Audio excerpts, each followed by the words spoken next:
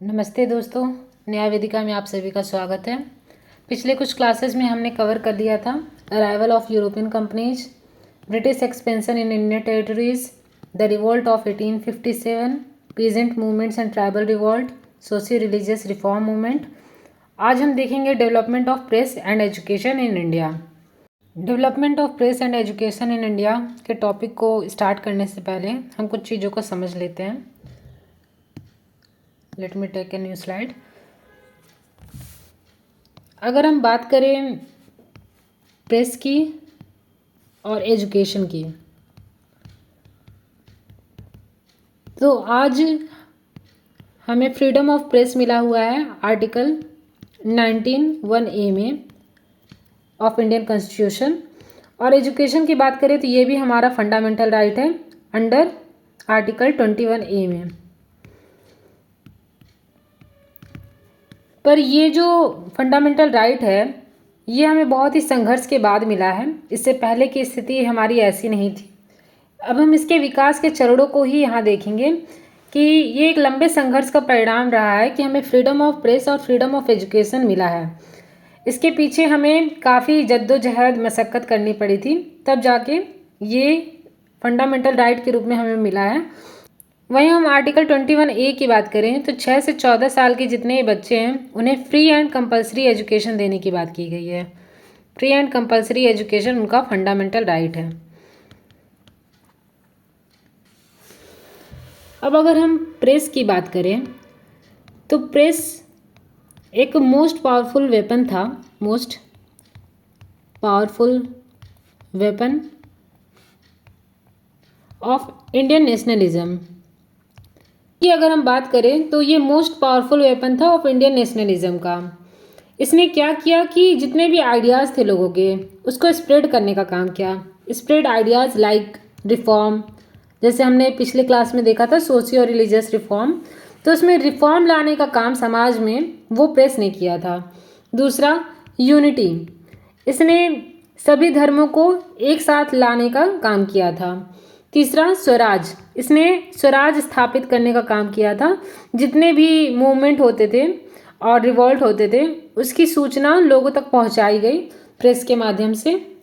और वहीं anti colonialism का जो विचार था, वैश्विक स्तर पे लोग अब आज़ाद होना चाहते थे, फ्री होना चाहते थे, किसी भी तरह का कॉलोनियल रूल जो है वो नहीं चाहते थे। इसी के बाद हम देखते हैं कि जो प्रेस सेंसरशिप लॉज थे,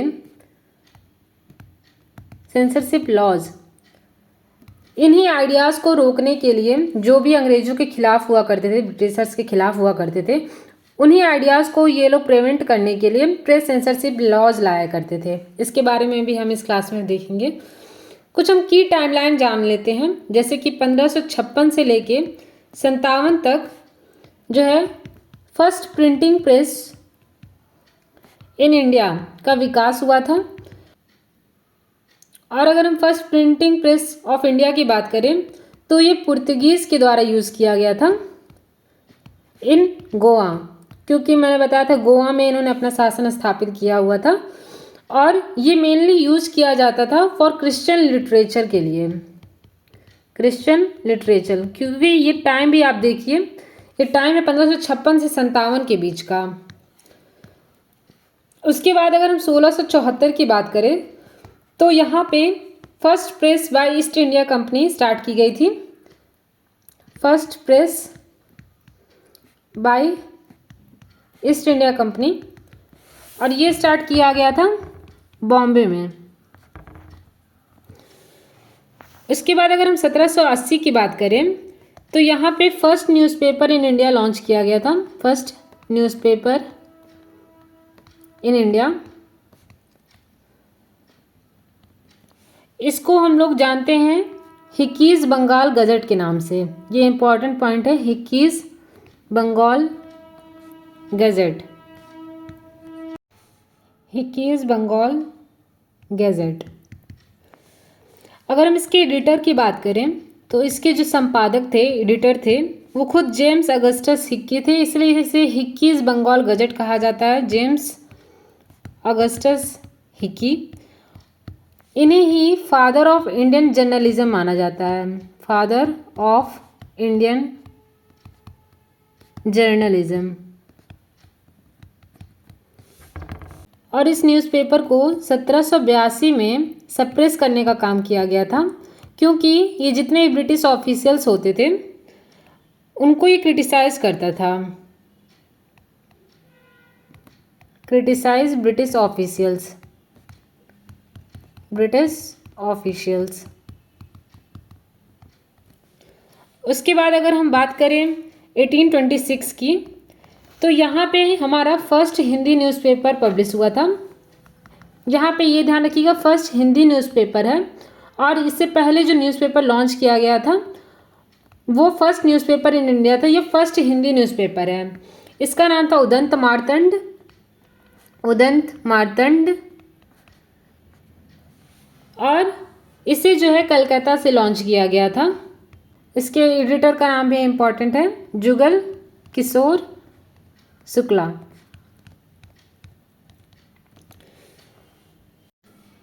इसके अलावा हम देखते हैं कि कुछ पेपर्स थे जो कि वर्नाकुलर प्रेस जिनको बोला जाता है, वर्नाकुलर प्रेस, वर्नाकुलर प्रेस। ये सारे जो न्यूज़पेपर थे वो लोकल लैंग्वेज में हुआ करते थे, जो कि इंडियन लैंग्वेजेस थे। तो इसमें हम संवाद कौमुदी देखते हैं, जो मैंने आपको पिछले सेशन में बताया था, राजा राम मोहन राय द्वारा लिखा गया था, राजा राम मोहन राय के द्वारा लॉन्च किया गया था। दूसरा था मिरातुल अखबार, ये भी मैंने आपको बताया था, मिरातुल अखबार राजा राम मोहन राय के द्वारा। और इसके बाद था दर्पण। इन सब के बारे में हम डिटेल में पढ़ेंगे आगे के स्लाइड में कि किसने कौन सा न्यूज़पेपर पब्लिश करवाया था। ये बाल शास्त्री हैं, बाल शास्त्री, बाल शास्त्री, बाल शास्त्री जंभेकर। इसके बाद हम कुछ एक्ट और रेगुलेशंस को देख लेते हैं, जो कि मेजर प्रेस एक्ट्स थे और रिप्रेसिव लॉज थे, जो कि उस टाइम के गवर्नर जनरल और वायसराय के द्वारा इशू किए गए थे। तो ये थे कुछ मेजर प्रेस एक्ट।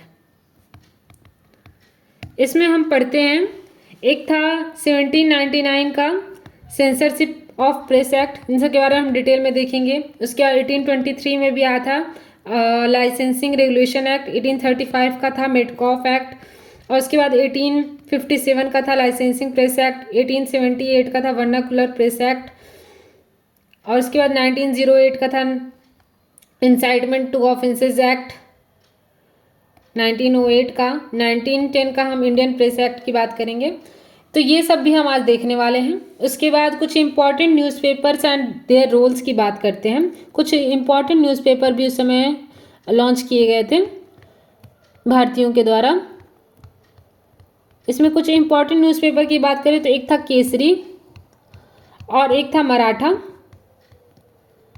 केसरी जो न्यूज़पेपर था वो मराठी लैंग्वेज में हुआ करता था, और मराठा जो न्यूज़पेपर था वो इंग्लिश लैंग्वेज में हुआ करता था।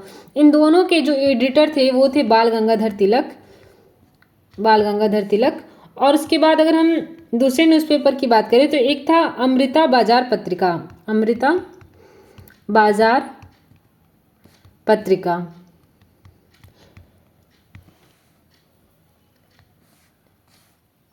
इसके जो एडिटर थे वो थे शिशिर कुमार घोष, शिशिर कुमार घोष। और उसके बाद यंग इंडिया थर्ड की बात करें, तो यंग इंडिया एंड हरिजन, ये न्यूज़पेपर था मोहनदास करमचंद गांधी का, MK गांधी, महात्मा गांधी। और चौथे पेपर की बात करें न्यूज़पेपर की तो था अल हिलाल। इन सब के बारे में हम डिटेल में अभी देखेंगे। अभी मैं आपको थोड़ा सा ओवरव्यू दे रही हूँ। ये थे मौलाना अबुल कलाम आज़ाद। पांचवें न्यूज़पेपर की बात करें जो समय इम्पोर्टेंट था वो था कॉमरेड। इसके एडिटर थे मोहम्मद अली, मोहम्मद अली।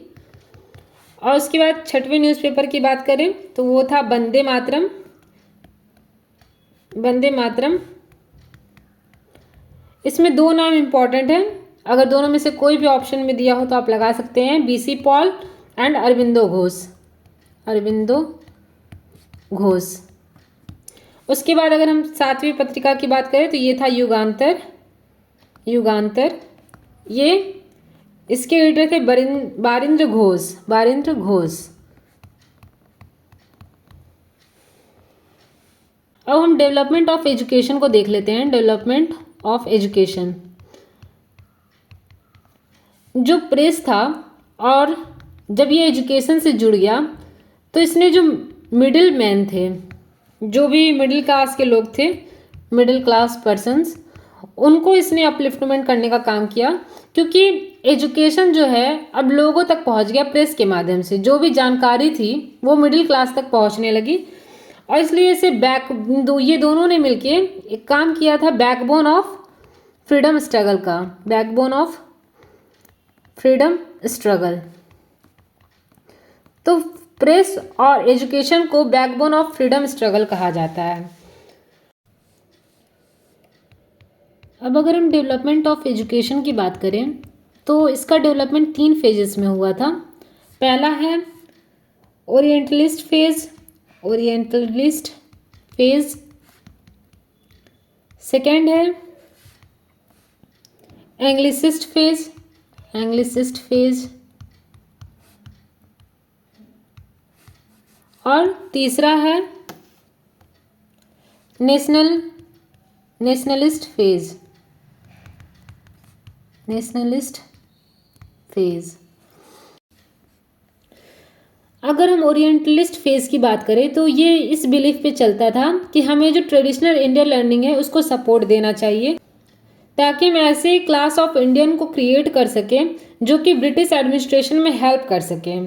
क्योंकि जो इंडियंस होते हैं वो जो ट्रेडिशनल अगर चीज़ें सीखेंगे तो उन्हें लोकल लोगों के बारे में पता होगा, उनकी जो भी इंटरेस्ट की चीज़ें उनके बारे में वो समझ पाएंगे और वो इससे जो है कम्युनिकेट कर पाएंगे टू ब्रिटिशर्स। तो इसलिए इनका बिलीफ था कि ट्रेडिशनल जो चीज़ें हैं, ट्रेडिशनल मीडियम है, उसमें ही एजुकेशन दी जानी चाहिए, ट्रेडिशनल इंडियन लर्निंग को बढ़ावा देना चाहिए। देखते हैं कि जब अंग्रेज स्टार्टिंग में आए थे तो वो इंडियन एजुकेशन सिस्टम जो आज तक चली आ रही थी उसमें ज़्यादा छेड़छाड़ नहीं करना चाहते थे। इसलिए उन्होंने कोशिश किया कि जो चीज़ें पहले से चल रही हैं उसे ही रिवाइव किया जाए, उसे ही बढ़ावा दिया जाए, उसे ही प्रमोट किया जाए। इसलिए वो ज़्यादा नहीं चाहते थे कि किसी भी प्रकार का इंटरफेयर जो है इन लोगों की चीज़ों में ज़्यादा किया जाए, क्योंकि वो अभी वो अपनी शासन व्यवस्था को इस्टेब्लिश करने में लगे हुए थे और वो नहीं चाहते थे कि किसी भी प्रकार का रिवोल्ट हो, इसके कारण कि यहाँ पे जो अंग्रेज हैं वो अपनी चीज़ों को थोप रहे हैं लोगों पर। इसलिए हम देखते हैं कि वो धीरे धीरे स्टार्ट किए थे अपने एजुकेशन सिस्टम को इंडिया में लाना। तो स्टार्टिंग के फेज में उन्होंने ज़्यादा फोकस किया था कि इंडियन एजुकेशन सिस्टम को ही जो है अपलिफ्ट किया जाए, उसे आगे बढ़ाया जाए, उसी में जितने भी सुधार रिफॉर्म किए जाने चाहिए उसी में किए जाए, अपने तरफ से कुछ चीज़ों को ना थोपा जाए।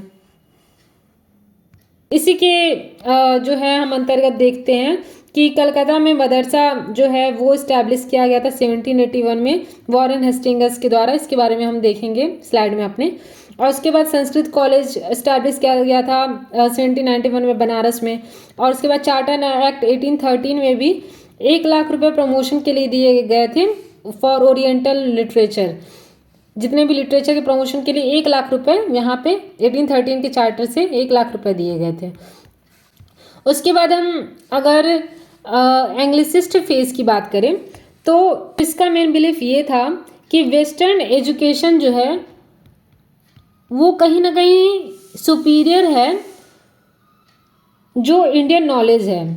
इंडियन नॉलेज से सुपीरियर है वेस्टर्न एजुकेशन, मीडियम में होता है और रीजनेबल है। और इंडियन नॉलेज जो है वो कहीं ना कहीं आउटडेटेड हो चुका है, सुपरस्टिशंस इसमें आ चुके हैं। तो वो वेस्टर्न एजुकेशन को एक तरह से सुपीरियर देखा करते थे इंडियन नॉलेज से। इसमें जो अगर हम मेन रोल की बात करें तो इस फेज में मेन रोल था लॉर्ड मैकाले का, लॉर्ड मैकाले। और इसी ने कहा था कि हमें ऐसे इंडियंस बनाने हैं to create Indians that Indian in blood and colour but English in taste, opinions, moral and intellect. मतलब जो इंडियन है वो ब्लड और कलर से तो इंडियन हो, पर अगर बोलचाल की भाषा की बात करें, टेस्ट की बात करें, उनके ओपिनियंस की बात करें, मोरल्स की बात करें, इंटेलेक्ट की बात करें, तो उसमें वो पूरे इंग्लिश होने चाहिए। तो ये मैकालेज का वर्ड था, उसे ऐसे इंडियंस बनाने थे एजुकेशन सिस्टम के माध्यम से। उसके बाद अगर हम देखें 1835 में लॉर्ड मैकाले ने इंग्लिश को जो है हायर एजुकेशन का मीडियम बना दिया था। इंग्लिश को अगर ऑफिशियल लैंग्वेज किसने बनाया, ये अगर कभी क्वेश्चन बनता है तो ये लॉर्ड मैकाले होता है। तो इंग्लिश को जो है एक तरह से हायर एजुकेशन में गवर्नमेंट जॉब्स में एक इम्पॉर्टेंस दिया जाने लगा। और उसके बाद इसी ने ही ऑफिशियल लैंग्वेज ऑफ एडमिनिस्ट्रेशन जो है इंग्लिश को बना दिया था 1837 में। और उसके बाद हम देखते हैं कि वुड्स डिस्पैच आया था। वुड्स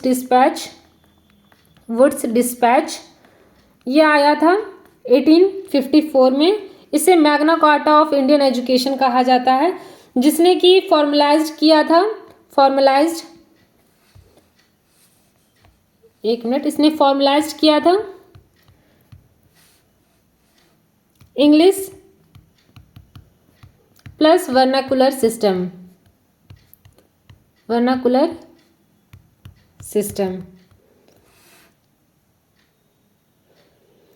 जैसे मैंने आपको बताया है कि इसकी जो फिलॉसफी हुआ करती थी, इस फेज की फिलॉसफी वो थी कि इंग्लिश जो है वो मॉडर्न नॉलेज और साइंस और प्रोग्रेस को रिप्रेजेंट करता है, और Indian should learn western ideas to serve British rule.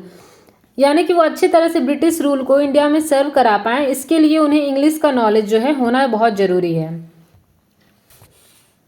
अब अगर हम थर्ड नेशनलिस्ट फेज की बात करें तो ये गांधी एंड अदर्स से रिलेटेड है, गांधी एंड अदर्स। और इसका जो फेज है वो 1920 से लेके 1940 तक माना जाता है। इसका मेन बिलीफ था कि जो एजुकेशनल सिस्टम है, कॉलोनियल एजुकेशन सिस्टम है, वो स्लेव मेकिंग है, और हमें जो है एक ऐसा एजुकेशन सिस्टम लाना है जो कि इंडियन के द्वारा कंट्रोल किया जाए, मास बेस्ड हो और प्रैक्टिकल एजुकेशन पे फोकस किया गया कि एजुकेशन ऐसी होनी चाहिए जिससे हमें कोई स्किल सीखने को मिले, प्रैक्टिकल एजुकेशन होना चाहिए। इसी में हम इम्पॉर्टेंट स्टेप्स हम कुछ देखते हैं इसी फेज में। जैसे वारदा स्कीम लाया गया था, वारदा स्कीम, इन सब के बारे में हम डिटेल में स्लाइड में देखेंगे।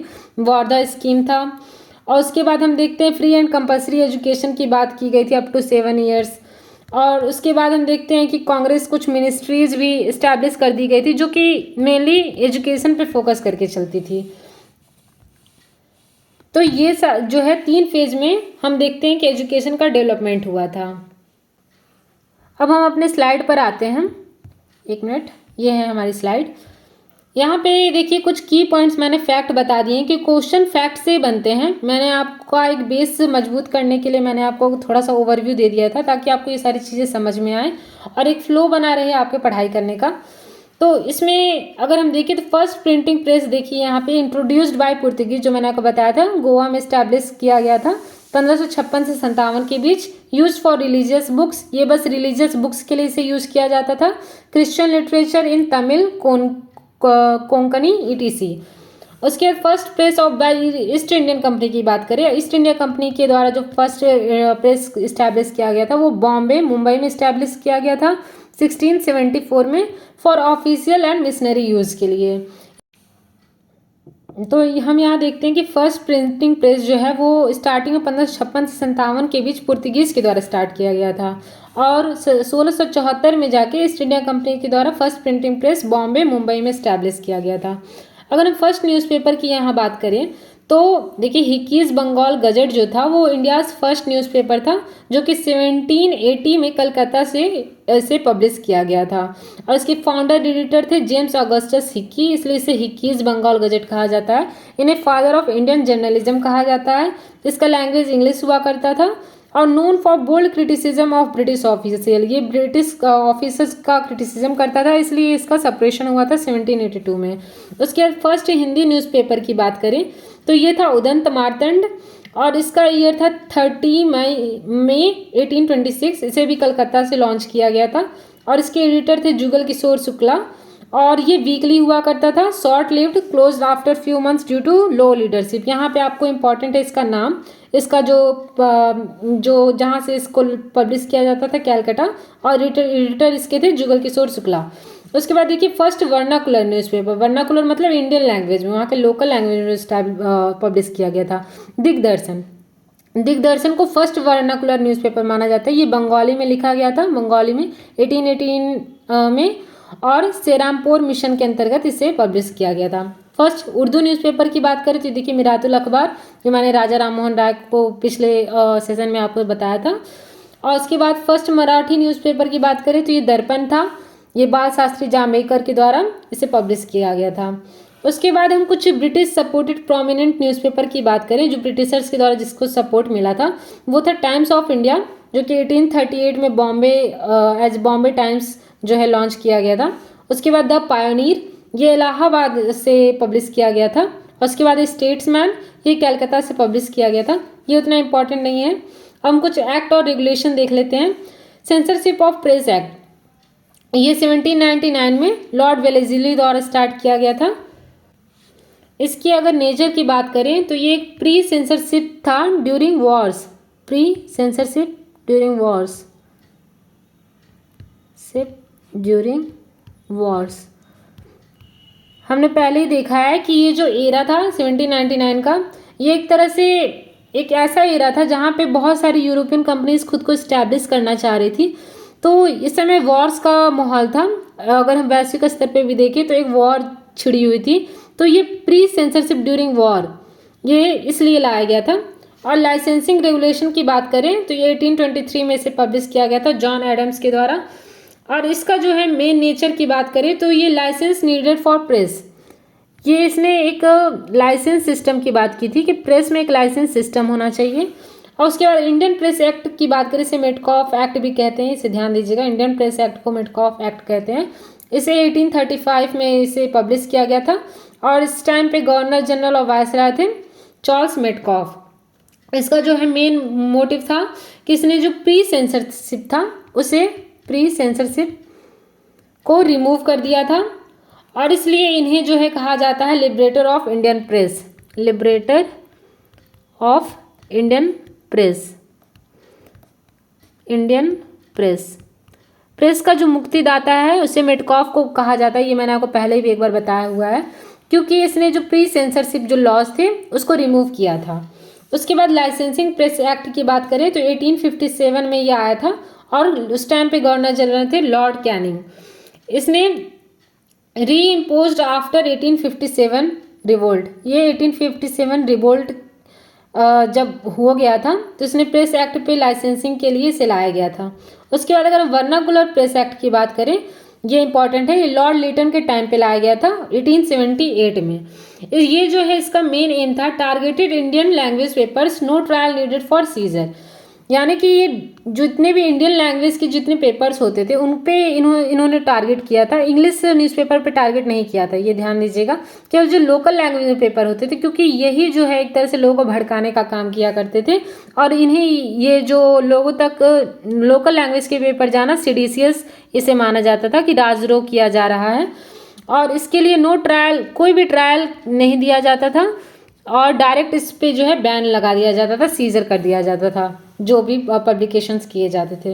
इसे जो है काला कानून भी माना जाता था वर्नाकुलर प्रेस एक्ट, क्योंकि इसने लोगों की जो अभिव्यक्ति की स्वतंत्रता थी, प्रेस की स्वतंत्रता थी, वो छीन ली थी। उसके बाद newspaper incitement to offences act, ये अगर बात करें तो ये 1908 में इसका पब्लिकेशन हुआ था। लॉर्ड मिंटो उस टाइम पे गवर्नर जनरल थे। उसके बाद अगर हम इंडियन प्रेस एक्ट की बात करें तो 1910 में हुआ था। लॉर्ड मिंटो जो है इस टाइम पे गवर्नर जनरल एंड वायसराय ये थे। उसके बाद अगर हम देखें कुछ इंपॉर्टेंट पॉइंट्स, ये हमने कवर कर लिया है। Development of education, pre British and early phase की बात करें, ओरिएंटलिस्ट पीरियड जो मैंने आपको समझाया था, इसमें ट्रेडिशनल सिस्टम जो थे गुरुकुल, हिंदू मद्रास मदरसा, मुस्लिम के लिए focused on Sanskrit, Arabic, Persian, religion, philosophy, logic.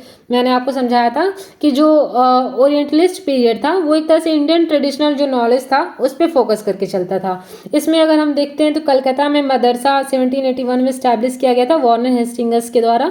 और संस्कृत कॉलेज, ये इंपॉर्टेंट है, संस्कृत कॉलेज जो है बनारस में 1791 में इस्टेब्लिश किया गया था। और ये किसके द्वारा इस्टेब्लिश किया गया था? जोनाथन डंकन के द्वारा। जोनाथन डंकन, ये नाम इंपॉर्टेंट है कि संस्कृत कॉलेज बनारस में जोनाथन डंकन ने इस्टेब्लिश किया गया था। उसके बाद हम फोर्ट विलियम कॉलेज की बात करें तो ये वेलेस्ली ने इसे इस्टेब्लिश किया गया था for training of British officers in Indian language customs, और इसे क्लोज कर दिया गया था 1802 में। यहाँ पे आप ये ध्यान में रखिएगा कि फोर्ट विलियम कॉलेज जो है वो वेलेस्ली ने स्टार्ट किया था। उसके बाद हम देखते हैं कि वो चार्टर एक्ट 1813 आया। ये सारा टाइम पीरियड इंपॉर्टेंट है कि पहले क्या हुआ उसके बाद क्या हुआ, क्योंकि क्रम में कई बार इसे यूपीपीसीएस में मैंने कुछ क्वेश्चंस देखे हैं कि क्रम में इसे व्यवस्थित करने के लिए कहा गया है। तो चार्टर एक्ट 1813 जो है वो फर्स्ट स्टेप था। इसने क्या किया कि एलोकेट किया ₹1 लाख एनुअली फॉर एजुकेशन। ये भी जो है ओरिएंटलिस्ट पीरियड से ही रिलेटेड है।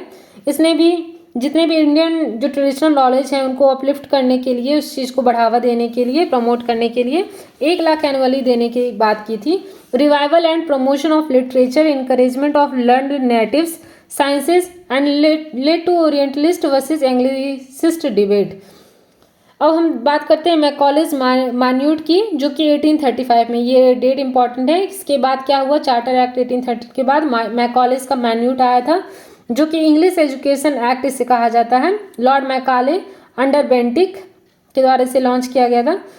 और डिक्लेयर्ड जो है downward filtration theory, educate upper classes in English, they educate masses.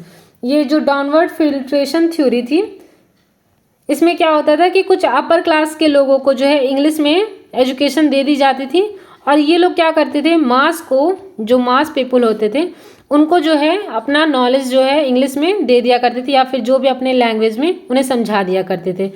तो इसमें इससे क्या होता था कि बहुत बड़े स्तर तक जो ब्रिटिशर्स का जो आइडियोलॉजी था वो लोगों तक पहुंच जाता था। वो लोग बस एक ही काम करते थे कि इंग्लिश में जो अपर क्लास के लोग होते थे उन्हें अपनी आइडियोलॉजी समझा दिया करते थे।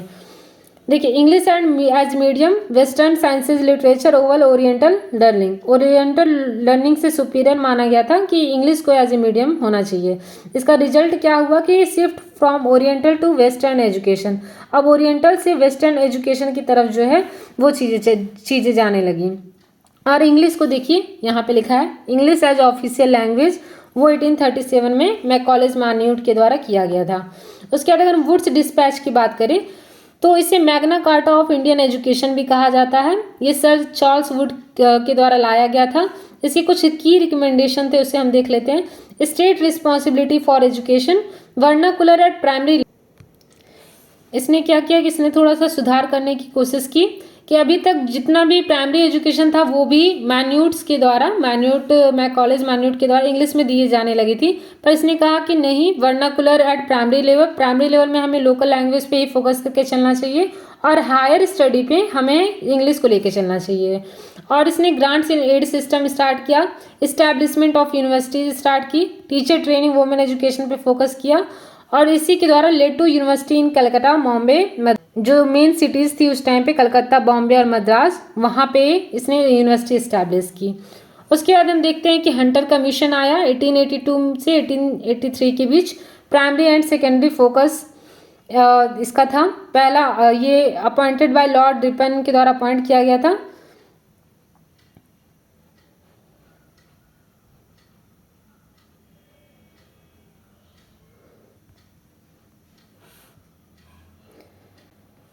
इसका भी मेनली जो काम था वो था कि एजुकेशन सिस्टम में रिफॉर्म करना। इसने भी बहुत सारा वर्नाकुलर मीडियम में कुछ चीज़ों को प्रमोट की, और transfer primary to local bodies इसने किया, ग्रांट्स इन एड किया। ये सारी चीज़ें हैं, ये इतना इंपॉर्टेंट नहीं है, बस इसका डेट इंपॉर्टेंट है कि हंटर कमीशन जो है वो 1882 से 1883 के बीच आया था।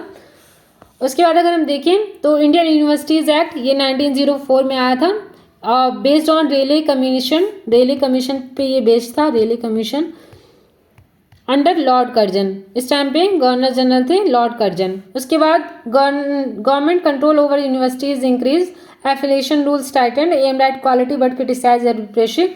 इन सबका आप इंपॉर्टेंट याद है, और जो चेयरमैन थे या फिर जो की रिकमेंडेशन थे वो आप थोड़ा थोड़ा देख सकते हैं। इसने 3 ईयर डिग्री कोर्स की बात की थी। उसके बाद हम देखते हैं हार्ड डॉक कमेटी 1929 में आया था।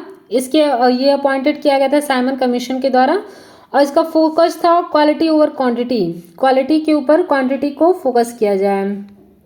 और इसके बाद discourage rapid expansion, emphasise vocational education, यानी कि एजुकेशन ऐसी होनी चाहिए जो स्किल बेस्ड होनी चाहिए। उसके बाद वार्धा स्कीम बेसिक एजुकेशन की बात करें तो ये 1937 में आया था महात्मा गांधी के द्वारा, और जाकिर हुसैन कमेटी की रिपोर्ट पे इसे लाया गया था। इसके की फीचर थे free and compulsory education up to 7 years. यही हमें देखने को मिलता है कि आगे चल के 86 कॉन्स्टिट्यूशन अमेंडमेंट 2002 के द्वारा जो है वो आर्टिकल 21A में फ्री एंड कंपल्सरी एजुकेशन की बात की गई थी 6 से 14 साल के बच्चों के लिए। उसके बाद क्राफ्ट सेंटर था, स्किल डेवलप करने पे इन्होंने फोकस किया था। Adopted by Congress ministries 1937 to 1939, यही मैंने आपको बताया था। उसके बाद कुछ इंपॉर्टेंट न्यूज़पेपर एंड बुक्स हैं, जैसे कि अल हिलाल है, ये मौलाना अबुल कलाम आज़ाद के द्वारा लिखा गया था। उसके बाद the independent Motilal Nehru, unhappy India Lala Lajpat Rai, Kesari, Kesari और मराठा मैंने आपको बताया था बाल गंगाधर तिलक। हिंदुस्तान टाइम्स था मदन मोहन मालवीय एंड अदर्स। नील दर्पण था दीन बंधु मित्र। इंडियन मिरर था देवेंद्र नाथ टैगोर एंड अदर्स। वंदे मातरम देखिए विपिन चंद्र पाल और लेटर श्री अरविंदो घोष। यहाँ पे वंदे मातरम देखिए इंग्लिश में श्री अरविंदो घोष। उसके बाद रोस्ट गफ्तार था, ये दादा भाई नौरोजी के द्वारा लिखा गया, ये भी इंपॉर्टेंट है। रोस्ट गफ्तार किसने लिखा था, तो रोस्ट गफ्तार ये था दादा भाई नौरोजी का। उसके बाद संवाद कौमुदी, ये मैंने आपको बताया था राजा राम मोहन राय। उसके बाद युगांतर है, ये था बारिंद्र कुमार घोष एंड भूपेंद्र नाथ दत्ता। उसके बाद द हिंदू है जी सुब्रमण्यम अय्यर और द बंगली है ये सुरेंद्रनाथ बनर्जी। नवजीवन है महात्मा गांधी। लीडर की बात करें तो ये थे मदन मोहन मालवीय, इसके संपादक थे। बॉम्बे क्रॉनिकल की बात करें तो फेरोजहाँ मेहता। हिंद स्वराज की बात करें Mahatma Gandhi. Indian wins freedom की बात करें तो मौलाना अबुल कलाम आज़ाद। मैं एक्सपेरिमेंट विद ट्रुथ की बात करें तो ये Mahatma Gandhi. The Indian war of independence, ये मैंने आपको 1857 रिवोल्ट में भी आपको पढ़ाया था, वी डी सावरकर। और इंडियन अनरेस्ट की बात करें तो वैलेंटाइन चिरोल, ये सोशल रिलीजियस रिफॉर्म में मैंने आपको बताया था कि आर्य समाज के अंतर्गत इंडियन अनरेस्ट जो है वो वैलेंटाइन चिरोल से रिलेटेड है। अब हम कुछ क्वेश्चंस देख लेते हैं, ये हमारा कवर हो गया। यहाँ पे development of press and education in India, इसमें जितने भी फैक्चुअल नॉलेज हैं वो सारे इंपॉर्टेंट है, जो मैंने आपको पढ़ाई है उसी से घुमा फिरा के क्वेश्चंस बनते हैं।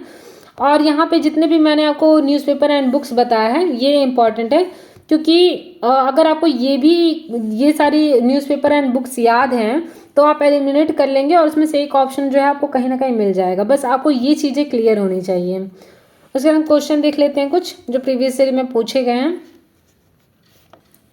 यहाँ देखिए, यहाँ पे क्वेश्चन है who was responsible for the introduction of English as official language in India. तो कौन रिस्पॉन्सिबल है, तो ये लॉर्ड मैकॉले, ये यूपी एपीओ का ही प्रीवियस ईयर का क्वेश्चन है, लॉर्ड मैकॉले। इसमें कई जगह आंसर सर चार्ल्स वुड भी दिया है, पर मैंने जितना इसके बारे में रिसर्च किया है बहुत सारे एग्जाम्स में क्वेश्चन बने थे और इसमें इसका आंसर लॉर्ड मैकॉले माना गया है। और मैंने जब आपका कॉन्सेप्ट भी क्लियर किया था तो उसमें भी ये लॉर्ड मैकॉले था जो रिस्पॉन्सिबल था इंग्लिश एज ऑफिशियल लैंग्वेज। उसके बाद the Asiatic society of Bengal was founded by, तो ये मैंने पिछले क्लासेस में ही आपको बताया था कि ये सर विलियम जोन्स ने जो है एशियाटिक सोसाइटी ऑफ बंगाल जो है इस्टेब्लिश किया था।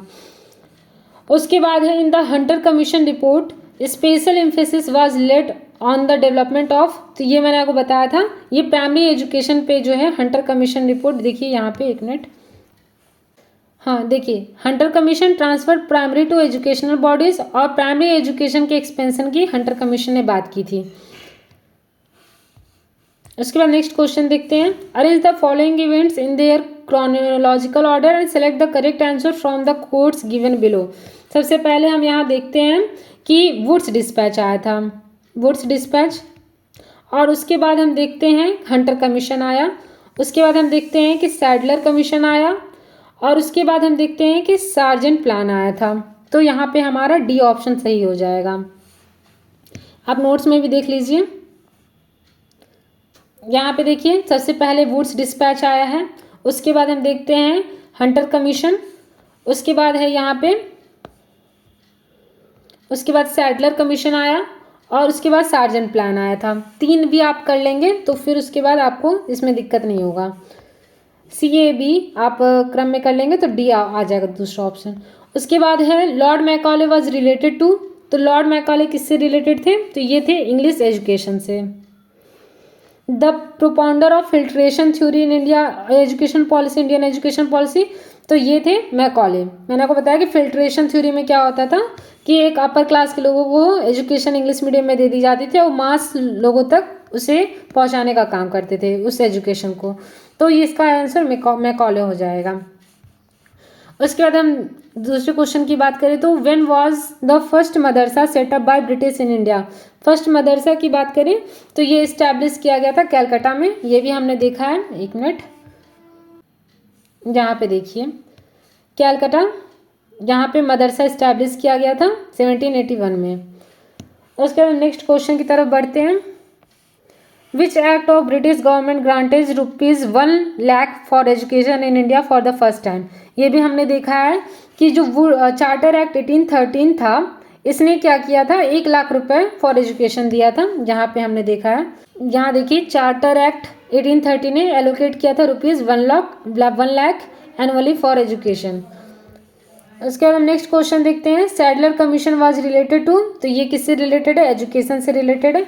यहाँ पे ये सारे मैंने यूपी पीसीएस के क्वेश्चन भी ले लिए हैं, क्योंकि ये हो सकता है आगे किसी एग्जाम में पूछ लिए जाएं, चाहे यूपी जुडिशरी में, चाहे यूपी एपीओ में। और वैसे भी आपको ये सारी चीज़ें पता होनी चाहिए ताकि आप आगे की जो चीज़ें हैं उसे समझ पाएँ, क्योंकि गवर्नर जनरल का जब हम टाइम पीरियड देखते हैं और उनका जो भी कंट्रीब्यूशन था उसे देखते हैं, तो यहाँ पे भी ये सारी चीज़ें इंपॉर्टेंट हो जाती हैं। अब है, who was associated with formation of Deccan educational society. तो ये जो है बाल गंगाधर तिलक, ये इंपॉर्टेंट, इसे आप देख लीजिएगा कि जो डेक्कन एजुकेशनल सोसाइटी है उससे रिलेटेड थे बाल गंगाधर तिलक। उसके बाद हम बात करें which of the following was established first. तो यहाँ पे हम देखते हैं कि सबसे पहले क्या इस्टेब्लिश किया गया था, तो हिंदू कॉलेज कैलकाटा।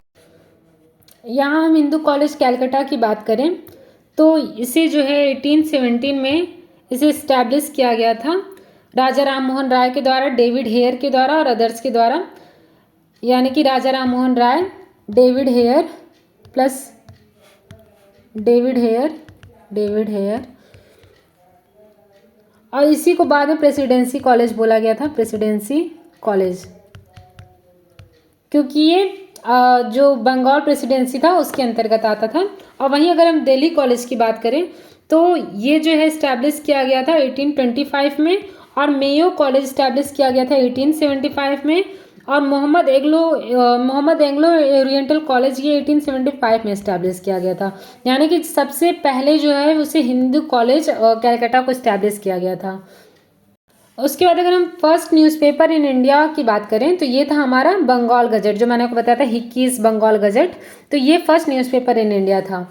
उसके बाद बात करें तो who among the following introduce the vernacular press act, तो ये हमने देखा था लॉर्ड लिटन। यहाँ पे देख लीजिए, vernacular press act 1878 lord Lytton के टाइम पे आया था। उसके बाद हम नेक्स्ट क्वेश्चन की तरफ बढ़ते हैं। The first Hindi newspaper Udant Martand 13 May 1826 was published from, तो ये पब्लिश किया गया था कोलकाता से, ये भी हमने पिछले स्लाइड में देख लिया है। Who affiliated himself with the English journal Vande Mataram, तो ये मैंने आपको बताया था, अरविंदो घोष इसका आंसर हो जाएगा। उसके बाद देखिए यहाँ पे कुछ जो मेन है न्यूज़पेपर्स दे दिए गए हैं और इसे जो है मैच करना है इसके लॉन्चर या पब्लिशर से। तो यहाँ पे अगर हम देखें तो लीडर जो न्यूज़पेपर था ये पब्लिश किया था मदन मोहन मालवीय ने। बॉम्बे क्रॉनिकल की बात करें तो ये पब्लिश किया था फिरोज शाह मेहता ने। और इंडिपेंडेंट की बात करें तो ये किया था मोतीलाल नेहरू ने। और जस्टिस की बात करें तो TM नायर ने। यहाँ पे आप स्लाइड में भी देख लीजिए।